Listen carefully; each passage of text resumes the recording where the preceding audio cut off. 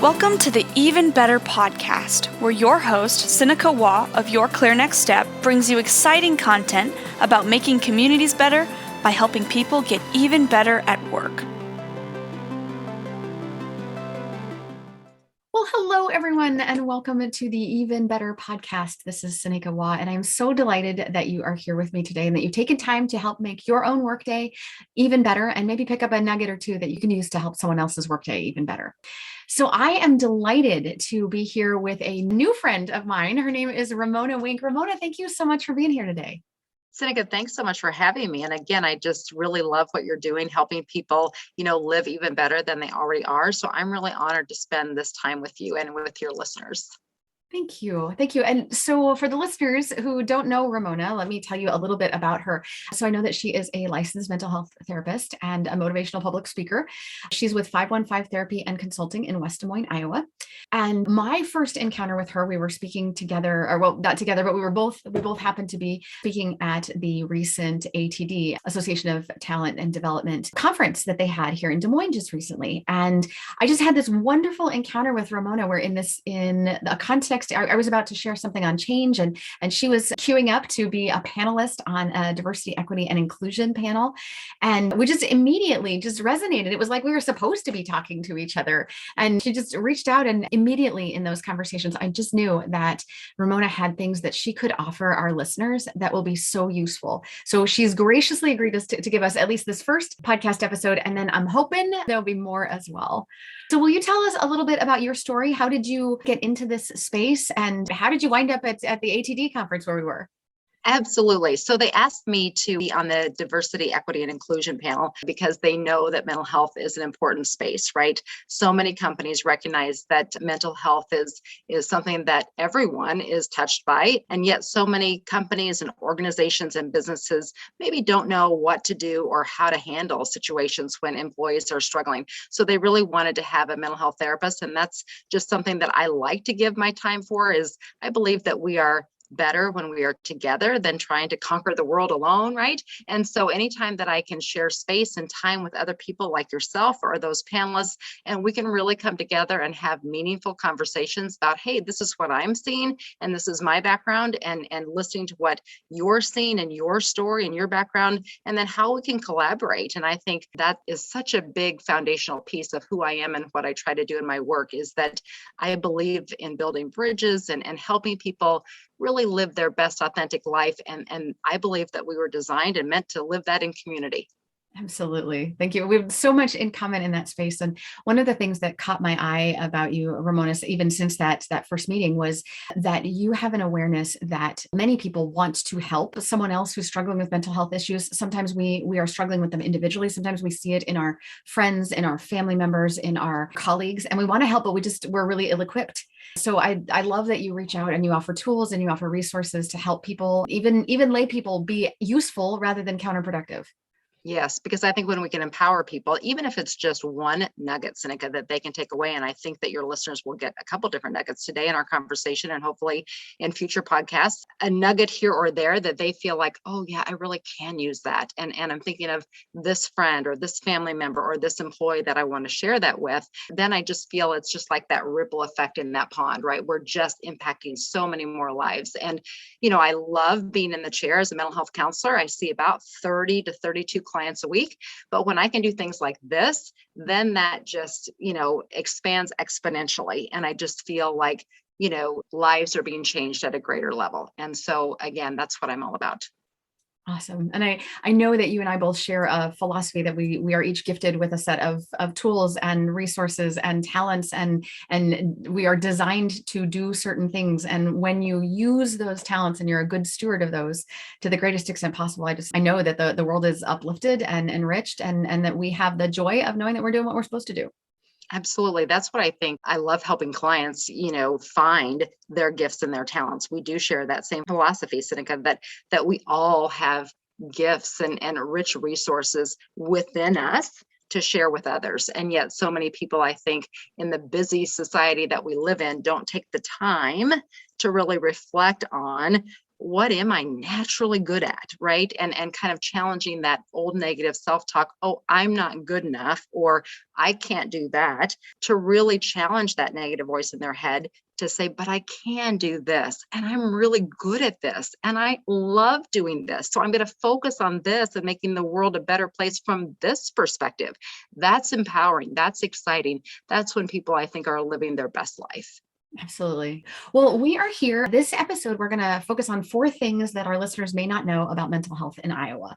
And I think there's a lot that we don't know about mental health in Iowa. So we're going to start here. And the first one that you shared kind of in advance, but I'd love for you to unpack it, is this: there's a shortage. Maybe our listeners don't know that there's a shortage of mental health professionals in the state. So unpack that for us a little bit. What do you know about this shortage? I do. I know a lot. And Sinikka, I know you've got listeners outside of Iowa. So I can tell you that, my focus was on Iowa when we corresponded, but it is a nationwide problem as well. And I will use the word crisis. We are facing a mental health crisis in Iowa, and I believe across the country, because we don't have enough providers. I can tell you every day that whether it's by email or whether it's on my office phone, I get 3 to 6 inquiries from people wanting to start therapy with me. There is nothing special about Ramona Wink, right? Some of these are, referrals from my current clients. Some of these are they're just going through a list of therapists and trying to find a provider. So I just am normalizing the fact that it's not like, oh, Ramona Wink is the only one that you should go to, right? So 3 to 6 inquiries every day. And my caseload has been full since I started. With COVID, of course, every mental health provider's caseload just extremely ramped up. And we were trying to get in clients, in every little nook and cranny time slot that we had, because so many people were in need.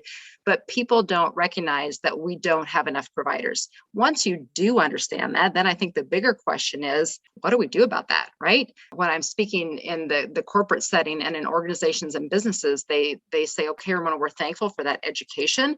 What do we do? And I say, if you've got a high schooler or even a junior high person, maybe somebody in college who maybe is still undecided, and if they at all enjoy having meaningful conversations with people, if they can connect with people, you don't have to be an extrovert or an introvert. You don't have to be a certain personality type, but if they really enjoy sitting with people and learning and listening and asking questions and just being in that space, encourage them to go into this business.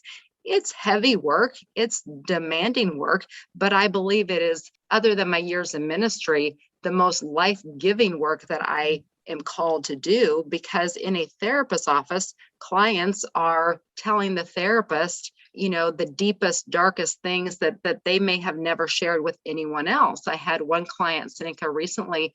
I've seen him for a number of months. If your listeners are at all familiar with the Enneagram, he is a typical type 8 challenger.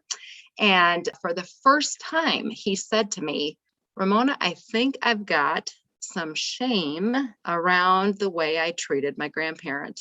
And I have never said the word shame out loud to anyone. Wow. It was in that moment, Sinikka, that I knew that we were, he had just unlocked a key that would unlock us, the compartment that we could do even deeper work. He's done good work before. He's a good client, but when he was able to be vulnerable in that space, we were just entering new territory.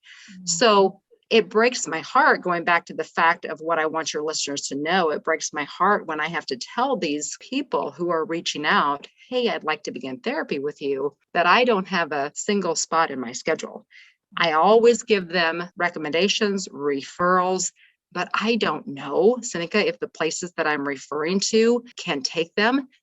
I always tell people, if they leave me their phone number, I would much rather have a phone conversation than an email, because this is what I tell them if I can be on the phone with them. Keep calling. It takes persistence. It takes grit. You will stumble across a therapist who has an opening, and that new client that they can take will be you. Mm-hmm. Don't give up. Right? Your mental health is too important, but you need to hear me to tell you that it's not probably going to be overnight that you're going to find a therapist unless you get extremely fortunate. So keep going. So with that said, that's why I'm passionate about doing my public speaking, because I tell, people all the time, if I can get in front of a company and I can talk to 20 employees or 200 or 2,000 with technology, the way we're doing hybrid virtual presentations, then I can teach those people what I'm learning from my clients and what I'm teaching my clients in an hour or a half day seminar about mental wellness. And then there's that ripple effect, right? They can really be empowered with some of my really basic strategies that I use with my clients. And that's why I'm so passionate about that, because I know that so many people are out there in Iowa and across the country who desperately yearn to have a therapist and can't find one. Can't find one. Yeah. For sure, there is a shortage. And if you don't know this, well, you do now, having listened to Ramona. I know that I've been sort of paying attention and watching what's going on, and it does seem like there's a shortage. But your second point here is, so the first things you might not know is that there's an extreme shortage of mental health professionals. There's a second piece that might be just a little bit more hopeful. There is still that shortage in rural areas, but there's good news. Tell us about the good news about the legislation passed, Ramona. Absolutely. There were a lot of negative things that came out of the COVID-19 pandemic. Sinikka, I think we could have a whole podcast about that. But because we're very positive people, we try to keep it on the positive light. And one positive that really came out for Iowa was that there was legislation passed that telehealth for mental health is now permanently available. Mental health providers had to work very hard to make sure that that legislation was passed so that the telehealth session would be paid at the same rate as a office visit. There was some discussion that a telehealth session should be paid at a lesser rate. We fought very hard against that, and I really want to thank our lobbyists for doing that, because as providers, we still have all the same costs. We still have our office space. That office rent is due every month wherever that provider is situated. We still have all that same overhead cost, and we're still doing the same work. And so through a lot of effort, the legislators did pass that. It would be called telehealth parity. And so we were concerned that if they didn't pass that, Sinikka, then providers would say, well, I'm not going to offer telehealth, right? If I can't get paid the same amount as I can for an office visit, again, we all have to make a living. Most of us have a mortgage payment to make. Maybe we're putting our children through college or whatever. So we have expenses and we need to get paid for our work. Thankfully, the legislators did the right thing. Iowa is a rural state. I love my home state of Iowa, and they did the right thing. So I'm very, very thankful about that. I live in the Des Moines metro now, but for most of my life, I lived in a very small town in Southeast Iowa. And my heart really goes out to rural areas in Iowa because, Sinikka, most of those rural counties maybe don't even have one mental health provider. Like in my hometown of Columbus Junction, that's in Louisa County. There probably isn't a mental health professional. People would have to drive to Iowa City or Muscatine or Burlington or Mount Pleasant or Washington. For so many people, Sinikka, that's not only a time burden, but that's a financial burden. Many people struggle to put gas in their car, right? And so telehealth in Iowa has made it feasible for Iowans across the state as they're trying to find that therapist. That person in my small hometown now may find a therapist in the Des Moines metro, or they may find a therapist in your town of Indianola or Waterloo or Cedar Rapids or Sioux City or wherever. And so that was extremely, extremely important for our state. And I can't speak to other states, but telehealth, I think, is probably available in most states. And that's a game changer. I have a lot of people, Sinikka, who certainly could come into my office. They live in the Des Moines metro, but they are preferring to stay with telehealth just for the convenience, right? I have some teachers on my caseload and they can't get away from school. It was funny. I remember one teacher, we got on the telehealth, and it's all, here's the other point that they may not know, your listeners. It's all through a platform that is HIPAA compliant. Like we can't use Zoom or anything like that, right? Because that just wouldn't be HIPAA compliant.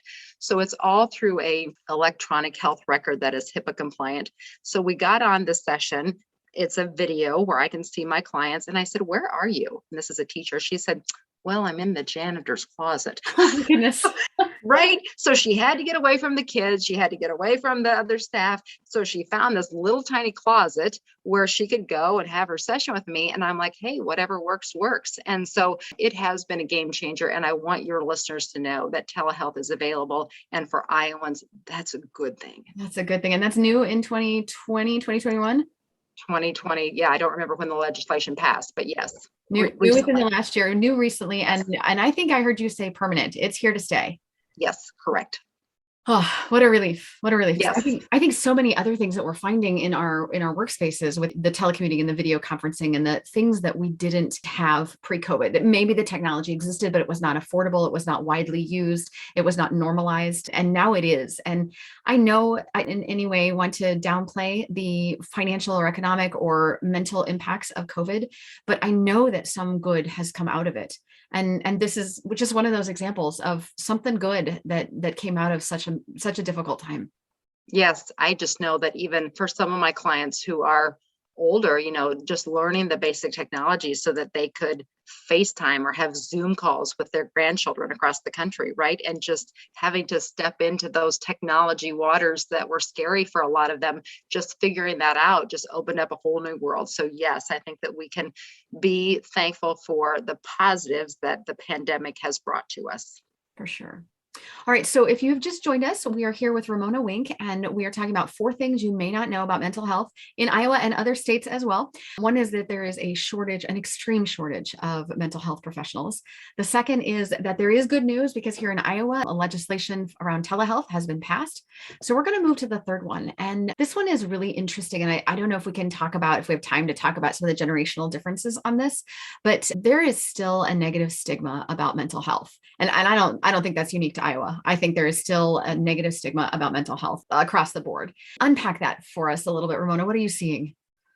Yeah, I think that's always been around. We have made strides in that, Sinikka, but yes, there is still stigma around that. I know that when I'm speaking places and speaking to different companies, I'll have people come up to me afterwards and say, Ramona, I'd love to have our company hire you, but there is no way that our leadership would have a seminar on mental health, right? We need it, but they won't do it.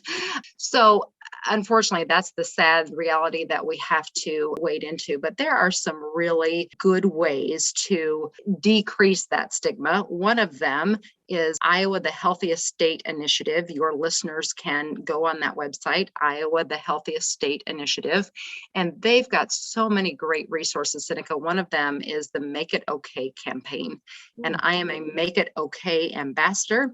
And so if you go to that website and then find the Make It Okay campaign, you will see, I don't remember how many there were, I'm thinking between 30 and 40. They interviewed Iowans who have dealt with mental health issues, whether personally or someone in their family. And we then told our story. And so it was just a really great opportunity for Iowans to know that mental health issues are just as normal as if you, heaven forbid, fell down and broke your wrist, that you would go to the doctor to have that wrist set or, take the appropriate measures physically. And so that would be something that I would encourage everyone to check out. The other thing that I would say is that the CDC, when COVID was really in its height last November of 2020, the CDC came out with numbers that said 44% of us are struggling with anxiety and or depression. And so I would encourage your listeners to think about their circle, whether it be their family, their friends, or their coworkers. 44% of those people are struggling. And so I think one way that we can decrease the stigma is just to have listening ears as we interact with people and look for some of those signs that may indicate that someone is struggling, and then to ask those curious questions. Can you tell me more? Can you tell me what your day has been like today? And then just be that person who may walk alongside them or help them find resources. Another great resource that came out of COVID-19, Sinikka, is a website called COVID Recovery Iowa. So if you Google that, COVID Recovery Iowa, I believe it's .org, they have some other great resources as well. Circling back to the first point that we talked about, that there is such a shortage of providers in Iowa, COVIDRecoveryIowa.org has toll-free phone numbers that people can call, Iowans can call, to get some free mental health counseling. Now, one of the people who is involved in this is a good friend of mine. And she said, Ramona, it's not like someone coming into your office and getting an hour great session, right, with a mental health therapist. But the people on the other end of the line certainly are trained in mental health. And their job is to really help that person calm down and then give them resources in their area, most likely a support group, maybe in their part of Iowa where they can get connected. So that would be another good thing that people can refer to. I think NAMI, the National Alliance on Mental Illness, they always have, and that is a national, I believe international organization. They always have awareness things that you can get involved in. And so I believe that one of the best ways to reduce the stigma is to become educated and become involved.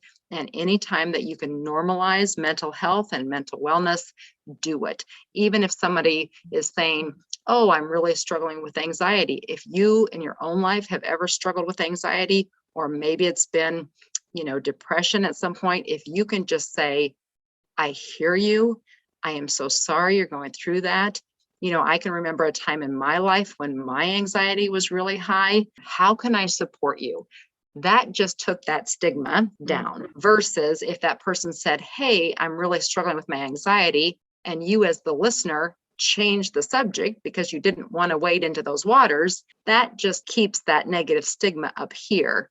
So anytime we could normalize mental health and talk about our own struggles, our own journey through life, that's going to bring that negative stigma down.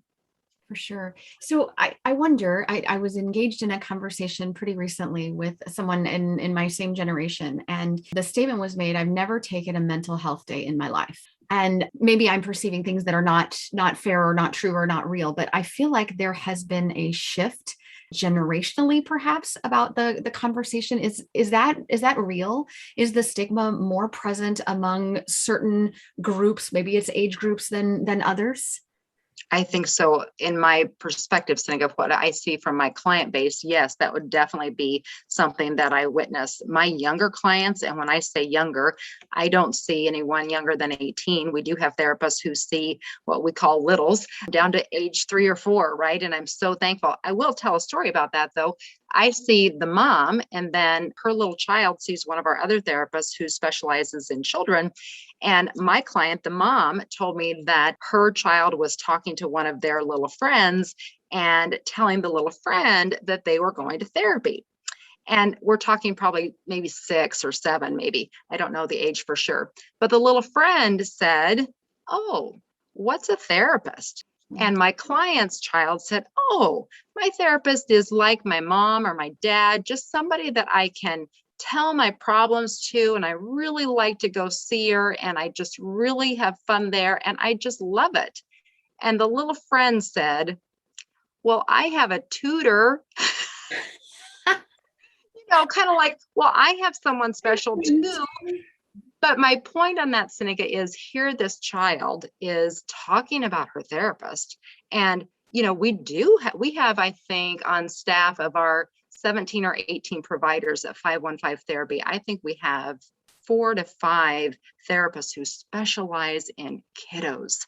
And so the kids nowadays, thankfully, are growing up knowing that going to a mental health therapist is wonderful. It's an extra support in your life. My college kids that I see, and certainly my young adults in the 20 and early 30 stage, are very free to talk about their mental health with their friends and with their family. When I get to my older population, yes, to your point, there, in my opinion, is still a more negative stigma. They're from that generation that you have to be at work at 8, you don't leave until 5. Mental health should not be something that you take time off for. And so, again, that's a generational awareness there. But I think the younger generations coming up have it figured out. So I'm hopeful that the negative stigma will continue to decrease as that little child that I was just telling you about becomes an adult. I think that it's very promising that that stigma will decrease as time goes by. Wonderful. So Ramona, this is absolutely a joy. We're talking about 4 things that our listeners might not know about mental health in Iowa. There's an extreme shortage. There's hope because telehealth has been approved now. The third one was there's still a negative stigma. And so the fourth one, and I think you started to sort of maybe get to some of the ideas here, but the fourth one is a resource, in fact, that you want to encourage us to go to. And I think you said COVID Recovery Iowa. Did I get that right? COVID Recovery Iowa. And so that is a resource that anyone in Iowa can go to. Sinikka, I'm guessing that's a federally funded program. So your listeners that are listening from other states, I would imagine that there would be COVID Recovery Minnesota, right? Or COVID Recovery South Dakota, because again, it is a federally funded program. And so that is a program that has free resources, and there are phone numbers on there that you can call. There's also a Spanish line for people who need Spanish speaking people on the other end of the line. But that is a great resource. Another resource that I will give you, and this would be applying to anyone, your listeners, doesn't have to be in Iowa, but sometimes, Sinikka, people are wondering, I don't know whether my anxiety or my depression or my feeling low or sad or blue is really situational and it will pass, kind of like the common cold, or if it is something that I really do need to talk to a professional about. So one thing that I share when I am talking in the corporate space is a free website where people can go to for a free mental health screening. Mm-hmm. That website is MHA screening.org. MHA stands for Mental Health America. So your listeners, regardless of where they are at, they can go to MHA screening.org. There are free assessments for anxiety, depression, OCD, ADHD. There are assessments for adults and for youth. Going back to the negative stigma, when I'm talking with corporations, I always refer to that screening. And sometimes the corporate client says to me, Ramona, I don't want you to have the employees take that screening during your presentation because we don't want them to think that we think that they have a mental health issue. So I'm like, okay, I'll just then point them to the resource that they can take at any time. But that's a real life, example that there still is a stigma that, oh my goodness, we can't even talk about mental health issues.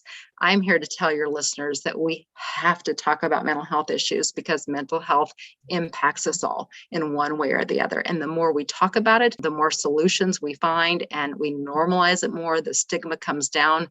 And so that's what I'm about. Oh, that's wonderful. And as I'm listening to your story and listening to you talk, I wonder to what extent the stigma then exacerbates the loneliness of it. So if you're struggling with a mental health issue at some time and you can't talk to anyone, and even the people that you're closest to have stigmatized any kind of disruption to your mental health or don't even want to talk about it, wouldn't you just turn into so much more isolation and frustration? Yes, especially, Sinikka, in the workplace, right? If they're working for a company that is not pro mental health awareness, then that employee doesn't feel like they can maybe even go to HR, right? Because maybe that culture is just not welcoming of having those conversations about mental health. And so I hear that in my office, rarely, but sometimes, and then they do feel that loneliness and that isolation. I'll give you one technique that I use with my clients that your listeners, I think, will benefit from, and it could apply to this situation or any situation. My clients would refer to it as the 3 questions. The 3 questions are simple. I'm a simple teacher, a simple learner, but the 3 questions are, what am I feeling? What do I need? What can I do? So in this situation, if it is a loneliness because there's no one to talk to, what am I feeling? I'm feeling lonely. What do I need? Right? And that's where people really need to drill down and really figure out at their core, what do they need? Not what do they want, but what do they need? And then the last step, of course, is proactive. What can I do? And that would be something that, again, your listeners could use with someone who is talking about maybe a struggle. Your listeners could use those 3 questions to help that person who is speaking find their answers. As a mental health therapist, when I'm teaching this from the stage, I always tell people, you don't want to say, what can I do to help you? Mm-hmm. You want to keep it first person oriented. What can you do? Right? I always tell my clients, I don't have your answers. You have your answers. Mhm. My job is to create a really safe, warm, and inviting space where you feel supported, where you feel nurtured, and our therapeutic relationship can create this wonderful experience where you can find the answers within you. Mhm. And so that's why I'm a very firm believer that those three questions need to be first person centered. And so that's just a little technique that I'll share with your listeners that they can use today. Oh, thank you. Thank you so much for that. Some time ago, I visited with a professional about a topic that I was struggling with. And I know that I started the conversation fully expecting him to say something like, okay, well, I'm here. Well, I was expecting to say, I'm here so that you can give me advice. I'm here so that you can tell me what to do. And I recall in the conversation, perhaps the most useful thing that he said was, well, what did you do last time you were in a situation like this?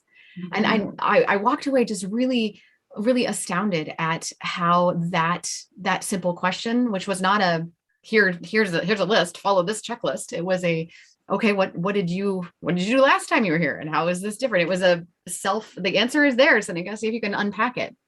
It was really powerful, and I hear in what you're saying right there. It's helping others understand or see the answer that they have.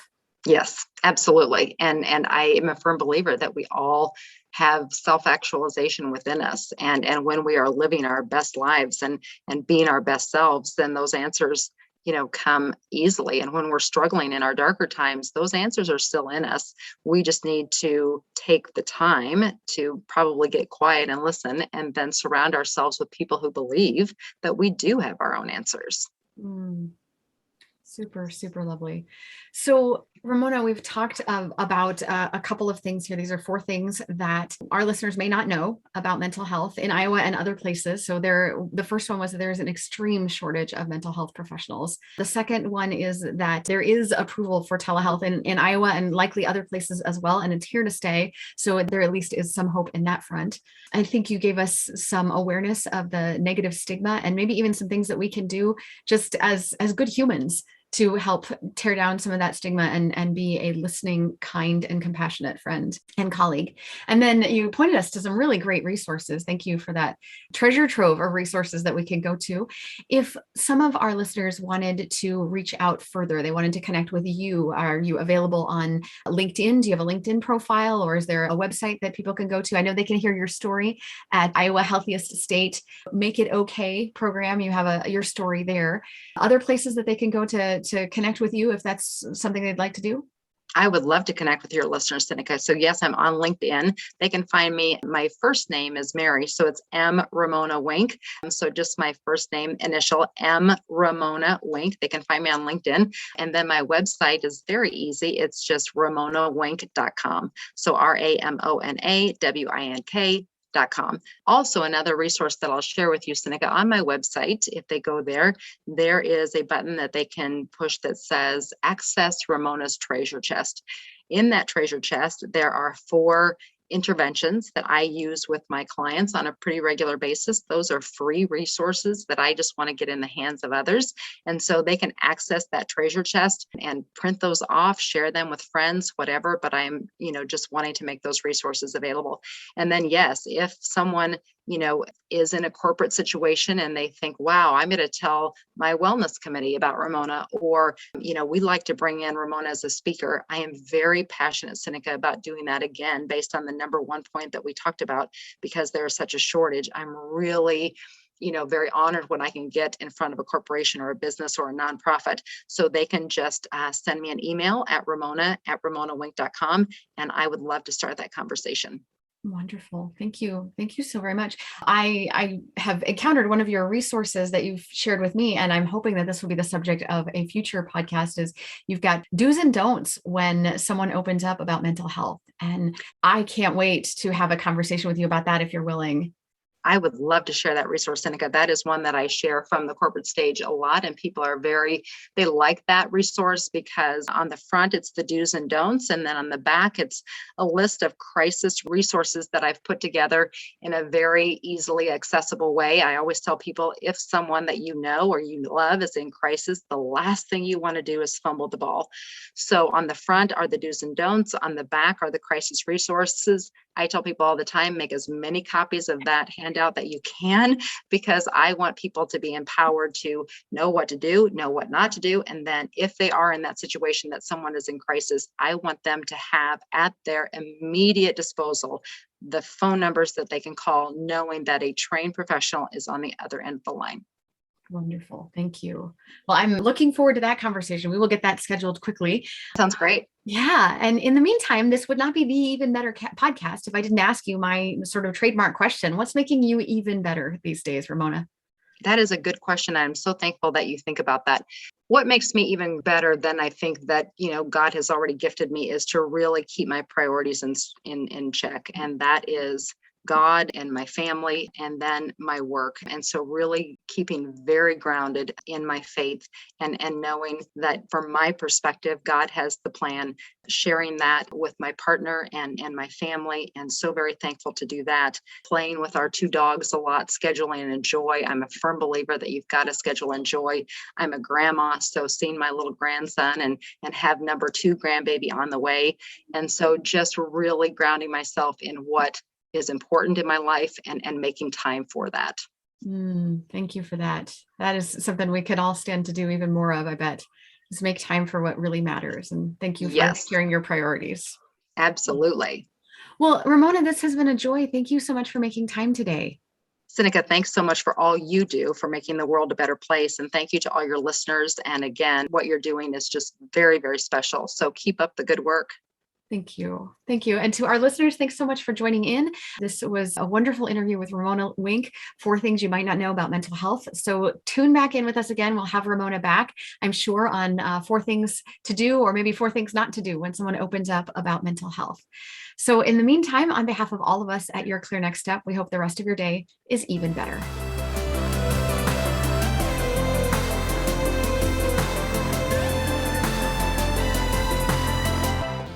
Thank you for tuning in today. The Even Better podcast will be back with more content soon. But in the meantime, subscribe to our podcast or check out our website at yourclearnextstep.com for more information. See you next episode.